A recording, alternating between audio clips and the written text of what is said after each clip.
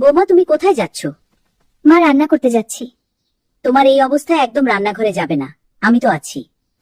রান্না আমি করে নেব। আর তোমার জামা কাপড়গুলো বাথরুমে রেখে দিব, আমি ধুয়ে দিব।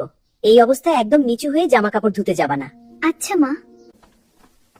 আম্মু, তুমি ভাবিকে কোনো কাজ করতে দাও না, সব কাজ আমাদের করতে হয়। তুমি ভাবিকে বাপের বাড়ি পাঠেন।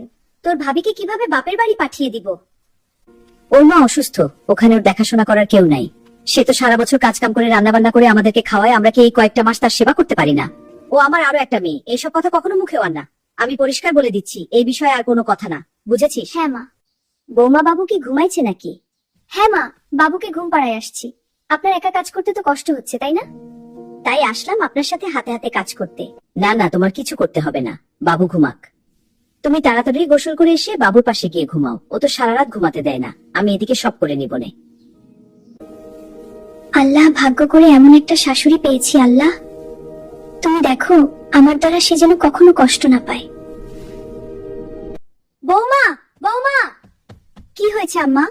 বৌমা, আমি তো বিছানা নোংরা করে ফেলেছি, আমি ইচ্ছে করে করিনি। মা, এই সামান্য ব্যাপারে আপনি এত ভয় পাচ্ছেন কেন?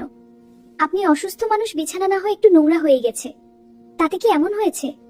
আপনাকে গোসল করিয়ে দেই, তারপর বিছানা পরিষ্কার করে দেই। মা, আপনি এখন শুয়ে পড়ুন, আমি আপনার খাবার নিয়ে আসছি।